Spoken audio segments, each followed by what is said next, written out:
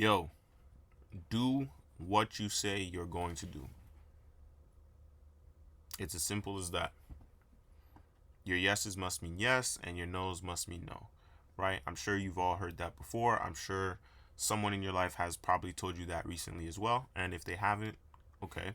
But even for you, you need to ensure that everything that you're saying, everything that you're doing, you're sticking by it, right? Whether it's to somebody else and especially to yourself, right? And even for those of you that are working with clients, for those of you that are working with multiple clients, right? Even when you outsource, you need to still track, you need to still manage, you still need to make sure that when you give a deadline, your employees, your contractors, they're sticking on that deadline, right? And it's one of those things that really starts to set you apart, especially when you just genuinely care about getting to the result. So when you say, yo, by this date we're gonna have X, Y, and Z, by this date we're gonna do X, Y, and Z, well, guess what? People are gonna expect that from you. And if you underdeliver, that's a problem. If you overdeliver, good job, right?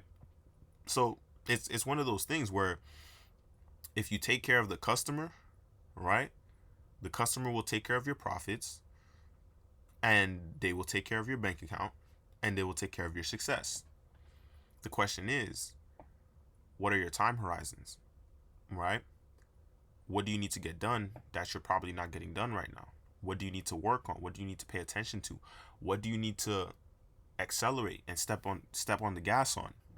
Right? Like, I was recently on a Zoom call with one of my clients, and it's one of those things where you realize you need to always be selling the end goal. You need to always be selling the end result. You need to always be selling, you know, that conviction to yourself, to your clients, to your employees, to your contractors, to anyone else that you are working with, whether they're in person or online. In person, it's probably going to be easier to sell that conviction that you truly believe in the thing that you are working on, that you truly believe in the end result, that you truly believe in the goal.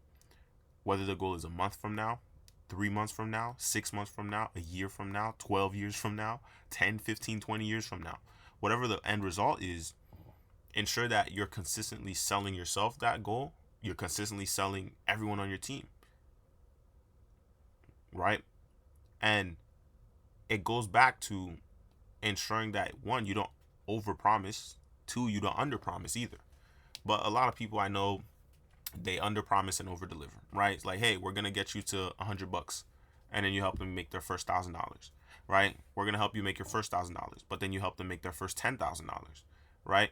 Or you promise to help grow their social media, right? If that's your services, but you don't just help grow their social media. You set a target. Hey, I'm gonna get you your first 1,000 followers, but your efforts, because you wanted to over deliver, they're getting thousands of followers every month or every 2 months, right? Because of your efforts, your consistency.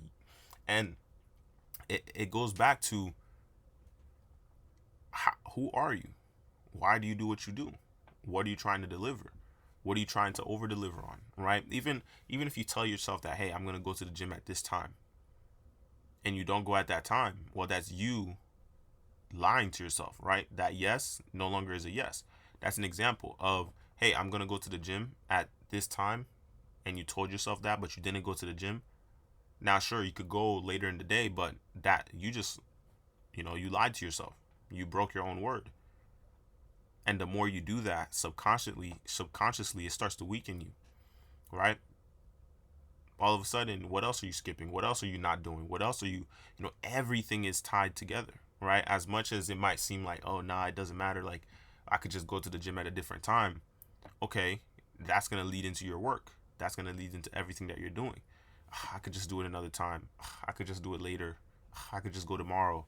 I could just go next week, right? Start over, right? Like, I've been there too, where I constantly say, you know what? Let me just start over. It's a new week, new schedule, new week, new schedule, new week, new schedule. But then you realize you're not only doing that with the gym, you're probably going to be doing that with your work. You're probably going to be doing that with, things that you have to do for people, right? Like, everyone that I'm around, I've cultivated my circle for the most part, right? And again, I keep saying this in every video. I'm only 22, but I have 7, 8, 9 figures, even a 10-figure person in my network and I'm 22?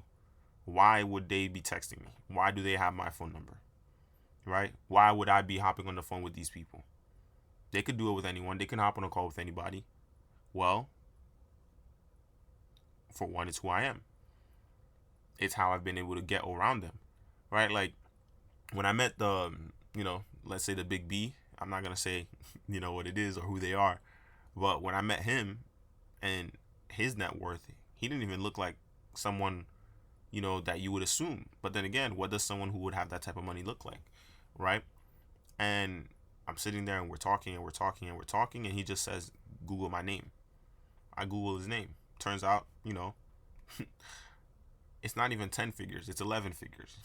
Right? Like, at that moment, though, I didn't, oh my goodness, right? Like, I wasn't shocked, right? It's something I heard before. It's like, act like you've already been there. Act like you've already seen what you're seeing. Behave as if you're interested, but you're not shocked, right? Like, when I saw that, I was like, really? And then I was like, what do you do? And then he's like, oh yeah, I do X, Y, and Z. And then I have this and this. I own this, I own that. And it shocked me. But when I started diving into his lessons, right, this goes back to your yeses mean yes and your no's mean no, right? Like, before I get into some of the stories that he was sharing with me, and I actually even, for those of you that know, I have the whole conversation stored on my phone, right? So that whole conversation being stored on my phone is something for me to listen to and reevaluate time and time again when I get a chance, because we had a long discussion. He didn't have to sit there, speak to me, who even at the time I was 21, like, he didn't have to speak to me. He could have been speaking to anybody else at the event. He could have been speaking to anybody else at the dinner, right? But the way I carried myself, the way I was talking to him, the way we were talking to each other, communicating, he understood that, okay, this is someone I need to talk to from his perspective. And so he kept talking to me, and I kept asking the right questions, and he kept talking, right? And before I get to what, some of the points and the lessons and yada yada, we have to acknowledge the fit. It's a little, again, I'm loving the business casual look for you guys, but I'm also loving the black jacket even more. So I'm just showcasing different styles with it. So we've got a white t-shirt, plain t-shirt today, fitted t-shirt, right? We've got the black and silver sunglasses. The other sunglass is blue tint, and it's like a navy blue bar. And then we got the black face watch, black leather, and then we have Colombian bracelet. So this Colombian bracelet is black, and then it has the Colombian red, blue, yellow, which is pretty lit. It's from Colombia. And, we also have the black, white, and red pocket square. So it's dominantly red, but, it's got black and white, little designs. I'm not going to take it out. But yeah, so that's the fit of the day. You could wear this with red pants. You could wear it with black pants. You could wear it with white pants. You could wear it with gray pants, silver pants. You could even wear it with navy blue. You could even wear it with even red pants and even yellow pants. Think about that, right? And it would still match. And that's not because of the red, blue, and yellow that's on the bracelet, but it's because the red, blue, yellow, those would go with the white shirt. It would also go with the jacket. And then the red would also go with this, right? So a few different angles of style for you guys to just combine if you were to rock something like this. And the elastic can always come off and just we pop it on. But yeah, let's continue. So some of the main lessons from him around your yeses must mean yes and your no's must mean no, right? This dude made it 4 times. He made it once and then he lost it all. He made it again and then he lost it all. He made it a 3rd time, he lost it all. And this time he almost took his own life, right? And then he made it again and then lost it all. So he lost it all 4 times. One time it was like, it wasn't him losing it all, it was him giving it away because he had like multiple girlfriends at the same time, and you get distracted, you lose it all, right? And then he made it one last time, and that last time is where he struck it big because he had all those lessons. I mean, this dude started over 32 different companies, right? He exited 17 and he sold 5, or he sold 17 and exited 5. I have to listen to it again. one or the others. But that's still an astronomical number, right? At 17, this dude was operating 200 employees that were under him, right? So that mindset right there, just being built at 17, having to manage 200 different people, right? Whether you want to believe the story or not, he still has way more money than you, right? So a lot of you are like, no way. But guess what? At 17 years old, managing 200 people, your yeses better mean yes, and your no's better mean no, and you better deliver every single time, and your employees better deliver every single time. Well, guess what? They're going to be out of a job, right? Like, it's also understanding when to fire people, when to let people go, right? These mindsets are built over time. Him at 17, and he didn't come from wealthy parents. Like, I think he told me at 12 he was on the street, right? Or he had to take care of himself and fend for himself. So think about that. 12 years old, he's by himself. 17, he's managing 200 people. Think about that. What are you doing right now? You're probably older than him at that age, right? Like right now he's in his 50s. So when he was 17 and when you were 17, what were you doing? Obviously, different life circumstances, right, leads us to different goals. But again, it's that same question of cultivating your circle, right? So everything he did in his life brought him to meet me at that event. Everything I did in my life brought me to meet him at that event. Well, it was a dinner, right? To meet each other at that dinner. So think about that, right? I told myself, like, yo, I have to get there. I have to go there. Whatever it takes, I'm going to Vegas for 3-4 days, right? 3 days and a half. If I didn't go, that's an opportunity I would miss out on, right? But for me, I've always kept my word when it came to deadlines, to myself, to other people, right? Sometimes I may be a little bit late, and I get that, and I would punish myself harder than that person would be like, oh no, it's fine, it's okay. But to me, I'm like, damn, like, why am I late, right? But some of you, it doesn't matter, right? It's just a deadline, right? It's just a time to be on time. A lot of people love being late. I hate being late. Not because I always want to be early, but because I don't like things happening behind my back that I don't know about, or that somebody else has to tell me about. Because believe it or not, that story is going to change a lot of times before it comes to me, depending on how many people it's gone through. It's kind of like, let's say you line up 10 people, right? And you start with the first person, so 10 people. The story starts with this one. So I tell this person a story. By the time it gets to this guy all the way over here, it has to go through all these people before it gets to him. By the time it gets to him, it's going to be a completely different story. Yo, that's actually awesome that is doing that. I don't even know what triggered that. Is it because my hands are up? But no, like, by the time that story gets back to that person, because that person came in late, so 10 different people or 9 different people had to tell them, the story had to go through 9 different people, or whatever happened at the event had to go through 9 different people before it got to him, because he was late when he said he would show up on time, right?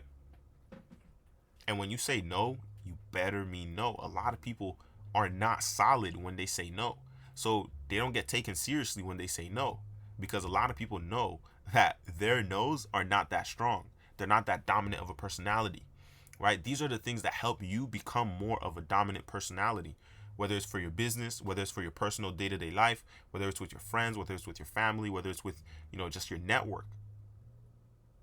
When you tell them you're going to get something to them, or you're going to do something for them, you have to stick by that. That's how you get results. That's how people keep coming back to you, because they know when you say yes about something, it means yes. It's kind of like, let's say people saying they're going to pay you back, but they never pay you back. For me, even if I don't pay someone back by the time I say I'm going to pay them back, I don't just, they forgot about me paying them back, so I'm not going to pay them back. Nah, part of me is still like, yo, I owe this person money, right? Like, I track every person I owe money. It's in my phone, so that I know for a fact that, one, I'm never going to forget that I owe them money. And two, they're probably, maybe they forgot and they're not even expecting money. So then, boom, yo, bro, here's 1,000. Yo, bro, here's the 5,000. Yo, here's the 10,000, right? Like, I'm not saying I owe somebody $10,000 or $5,000, but it's to say that, yo, I owed you. You forgot, but what's your cash app for me to send the money, right?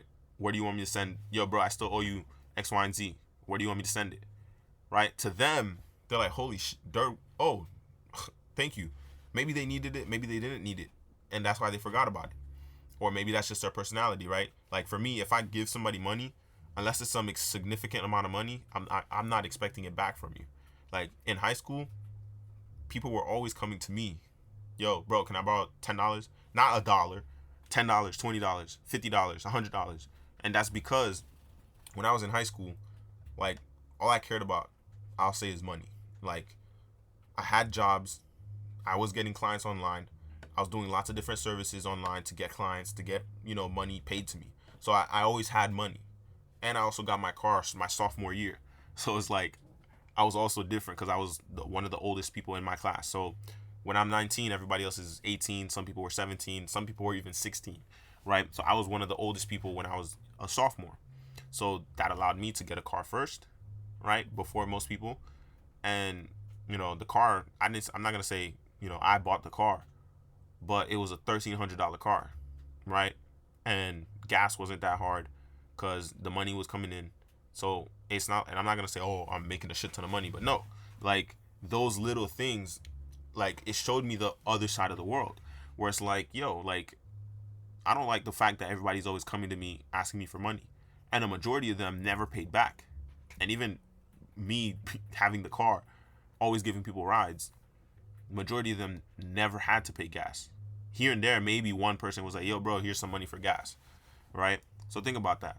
So it taught me that people, as long as you're letting them take advantage, they'll take the advantage as far as they need to take it. And if they tell you, yo, bro, I'm picking you up at this, if I tell, yo, I'm picking you up at this time, you better be outside at that time.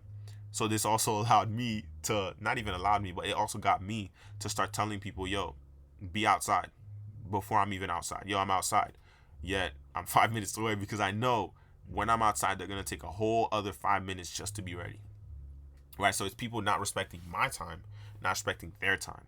Right? So I started limiting by, my junior year, by my senior year, I completely eliminated the amount of people I was giving rides to.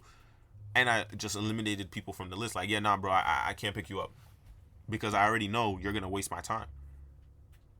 Right? It's the same thing with clients. It's the same thing with prospects. I hate the fact that certain prospects do not show up to the call after they book the call, after they've gotten countless reminders. Right? I'm not going to be someone say, oh, I get it. Some people, life can get in the way, blah, blah, blah. Like for me, if I'm not going to show up to a call, I'll cancel the call. Or I'll send them a message, yo, we need to reschedule. But I understand not everybody is me. But I'll understand that. But I also understand that's why certain people are where they are in life. Because to them, every little detail doesn't matter. Their yeses don't mean yes. Their no's don't mean no's. Right? Even when you're in a relationship. If your yes doesn't mean yes and your no's don't mean no, it starts to fall apart. That happened to me. Right? Where I'll say towards the latter half of, my last one, it started to turn out like that. I wasn't always showing up because, boom, one, I didn't want to. Two, my time was getting full with tasks from the business, and that was stressing me out a lot. So with all these different things, my no's started not meaning no all the way, and my yeses stopped meaning yes all the way. Like, yeah, partially, yeah, I could show up, but then I started being late. I stopped going to the gym. And I caught myself. It didn't take me like, years or months before I caught it like in a couple of weeks where I'm like, yo, no. Like, I can't keep doing this. I can't, keep saying yes and this happens, or I can't keep saying no and then I change my mind. Right? Like, you need to stand solid on your own opinions. And this goes back to the guy I met in Vegas. It's like some of the lessons that he just dropped and the questions I was asking, like, dude, like, what do you think got you to keep going after all these times? How did you deliver? How did you get trust from your clients? This and that, like, and I just kept asking him those in-depth questions, and he was just like, I've never been asked some of these questions before. That's not to say nobody ever asked him, yo, how do I, deliver for my clients? I wasn't asking those basic questions. I was asking detailed questions based on his story. And he was like, man, like, you're really getting me to talk. And I'm like, hey, you don't have to. He's like, no, like, I've never had to share some of this stuff, and so those conversations where he's like, yo, you have to mean what you say. You have to stand on everything that you say. That's where people trust you. That's where you get your credibility from. That's where your reputation comes from. That's where you start to just build and become that person. You become that guy. All right? And even to, let's just say, even with women, she'll respect you because you could say no. She'll respect you because you don't always say yes. You don't always show up. Not to say you're just, you're just not showing up, but it's like, yo, I can't make it. Whereas every other guy that's probably in her phone is just constantly showing up every time she says show up or pull up or come over or this and that. Where you're the one that's like, yeah, nah, I got stuff to do. I'm busy. That's not to say you're always busy, because that's also a double-edged sword. If you're always busy, that's a problem, which that I've also faced that. Right? So it's like everything in life, right? It's not just about, I'm not going to say it's balanced, because there are periods in life, in business, where you have to be unbalanced. Like right now, I wake up at 2 a.m., but today I'm not even going to go to sleep just because there's more stuff I got to do. And, certain stuff with clients just getting in the way and adding on to my time. So I don't even want to sleep tonight. I'll probably take a nap, like maybe sometime tomorrow, like a 30-minute to 2-hour nap, and then nap. Like, it's a funny word, right? Just take a nap and then get back to work. But for the most part, I know I'm not gonna go to sleep tonight, because 2-3 a.m. I'm gonna be in the gym, and then when I come back from the gym, I'm probably just gonna get some more work done, right? So, but that's the sacrifice I'm willing to make. And I know most people are not gonna, why am I going to the gym at 2-3 a.m.? Now, I'll be honest, it's weird. And I'll probably create a whole video just of what just what it's like going to the gym at 2-3 a.m. It's weird, for sure. Especially since I've encountered some weirdos, absolute weirdos at the gym, right? I won't use the other words because I want to keep the channel safe. But I've met absolute weirdos at the gym, right? Which is why I can be tense, just me personally, going to the gym at that time, because of the people that I met at the gym. But yeah, your yeses have to mean yes, and it starts with yourself. And your no's have to mean no. It starts with yourself. And the more you can stay consistent with all that stuff, the quicker that you start to build that discipline muscle, the quicker you start to just become that person, right? You become undeniable, like yesterday's video, right? You become someone who makes people question themselves when they're around you, like that other video that I made, right? The more people can question themselves when they're around you, the more people, trust your word, the more of a reputation you build with them. The more likely they are to introduce you to their network. The more likely they are to introduce you to an opportunity, because they know you're going to deliver. They know you're going to show up. They know you're going to over deliver, because, damn, whenever I talk to this guy, or whenever I give him an assignment, or whenever I ask him for something, he gives me more than what I need. For me, when I ask somebody for money, which is something I hardly do, I don't just pay them back what I asked. I pay them back more than what they asked, right? And what does that tell them? That tells me, like, yo, that tells them, like, yo, okay, it wasn't just like, oh, like, let me borrow $50. Like, I remember, I think this was last year. I was like, yo, bro, I need to borrow $50. And I was like, I need it immediately. And he gave it to me. I'm like, bet. And then I gave him back 55, right? Like, yeah, it's just $5. But to him, he knows that, yo, anytime I let him borrow money, it's for something serious. It's not just like, yeah, bro, let me borrow $50 and he'll never get it back, right? It's more like, yo, I need the $50. And then, he sent it to me. And then, like, not even a week later, I just paid him back 55. I didn't have to do that. But that's just me. That's just my character. Because I don't like asking for money at all. I hate asking for money. So when I'm paying someone back, I'm not just going to pay you back. I'm going to pay you back because I want you to understand that it wasn't just a small favor you did for me. It wasn't just a small $50 that you let me borrow. But that's just me, right?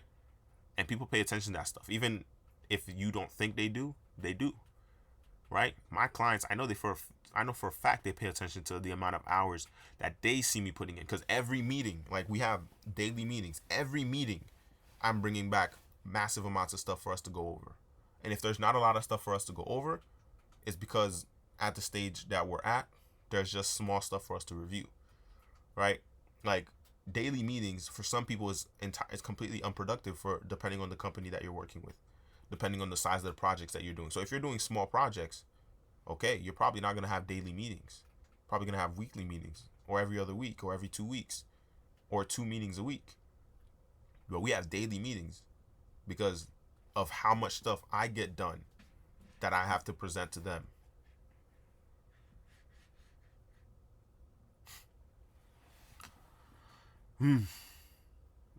It's a lot. It's been a long video. But again, the main thing is like, if you want to be exceptional, if you want to truly be different, if you want to truly get to your goals, truly achieve the things that you want to achieve, you have to play the game and you have to become a winner amongst winners. Right? Like, that's just it. That's the bottom line. You have to be a winner amongst winners. How you look, how you talk, how you walk, mentally, physically, financially. That's it for this one, guys. I'll see you on the next one.